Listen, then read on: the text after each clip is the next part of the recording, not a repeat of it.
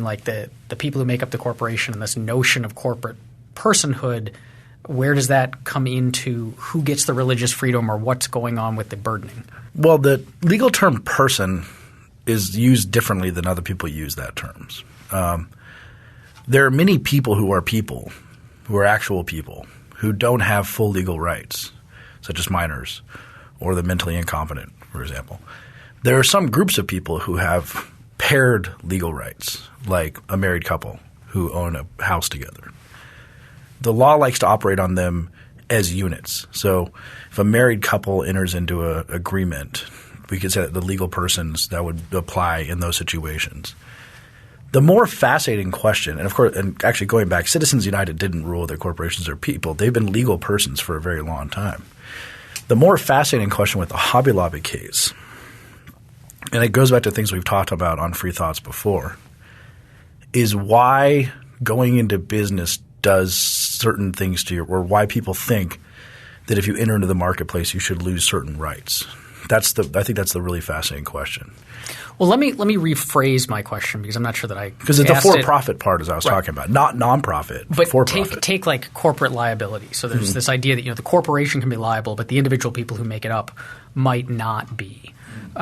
But then if that's the case, then there's this notion of the corporation existing as something like the corporation takes actions that it then can become liable for, which aren't the actions of the people who make it up because they're not liable for it.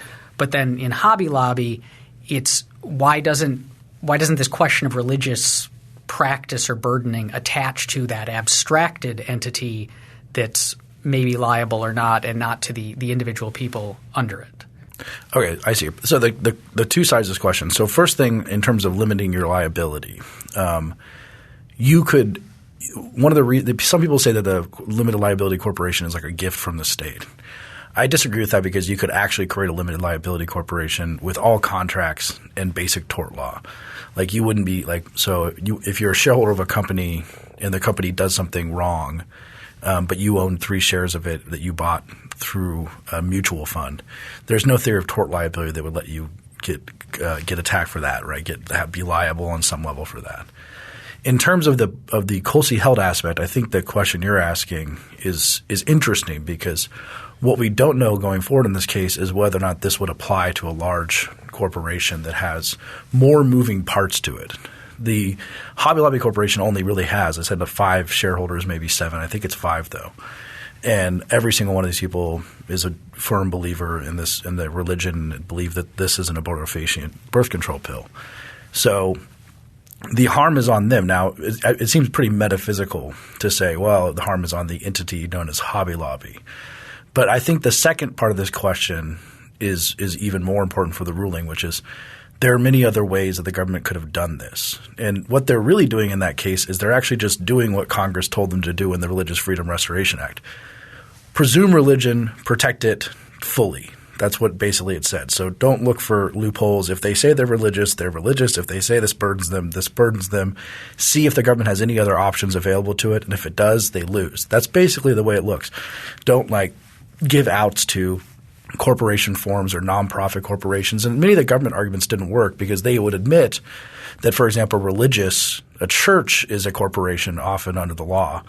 Everyone would say that is a religious corporation. If you're a nonprofit religious corporation or a nonprofit believing like Amnesty International or something, again, no one had any problems with giving them exemptions. Going back to what I said, the really fascinating question is why when you start doing business do certain other things apply to you? And I think that's what the left was coming. As soon as you open a business, you are now a public player in a way that you weren't before. Or couldn't it be – so the existence – a church exists to advance a religious agenda or to support people who are members of that religion. But religion is at the heart of its very purpose.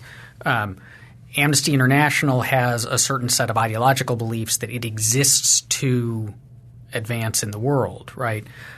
Hobby Lobby sells paintbrushes and scrapbooking kits. It doesn't that the owners of it happen to be Christian. There's nothing you walk into a Hobby Lobby and there's nothing about it that says Christianity.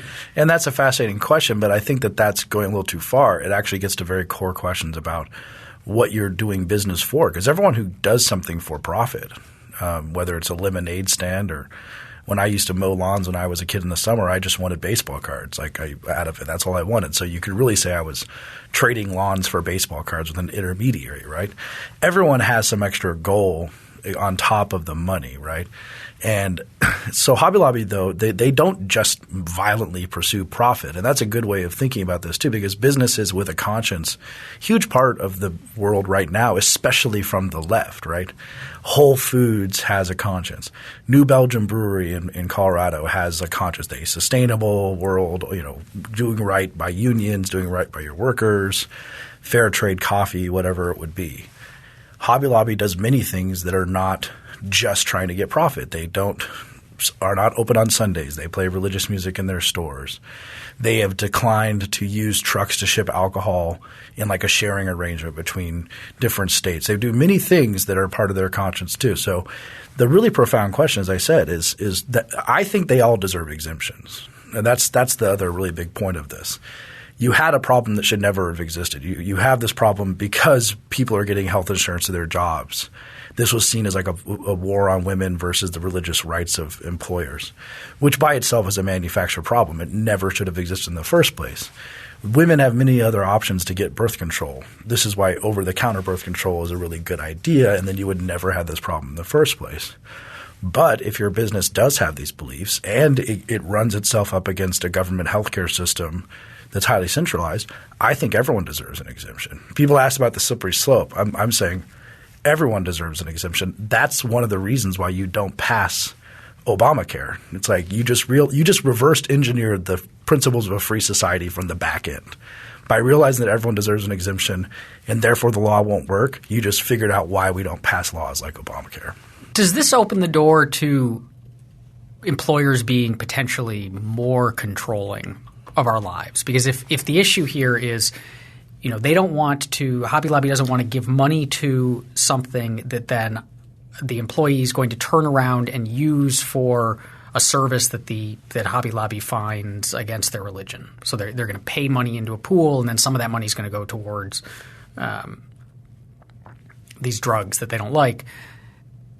What happens then when they say, well, we don't want you to spend part of your paycheck? I mean, this is kind of the fears I hear from especially left-wing people in my Twitter stream is this they're going to control your bodies. They're going to say you can't do this and you can't do this. If you want to keep your job, you've got to do these things that we like and not spend your money in certain ways and things like that. Is there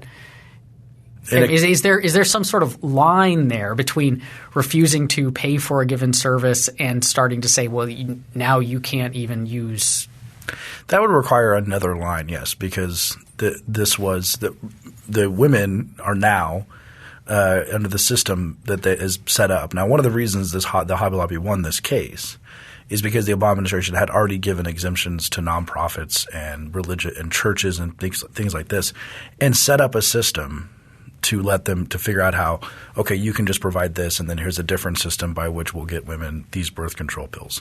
So the system already existed. But Hobby Lobby would have no objection or no legal objection to being like, here's your wages now, and then you went and spend it on something else. So we're objecting to that. That would be a new level of intrusion that no one should be afraid of.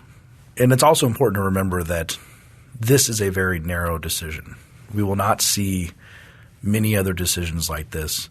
If the Obama administration had not actually created as many exemptions as they did, like I said, they might have won this case. But because they did this, they sort of dug their own grave. And it's hard to imagine many other future claims going forward that are going to be of this nature. Now, again, like I said, I think most of them should succeed, but we're not going to see many of them. Let's turn now to the case NLRB versus Noel Canning. This is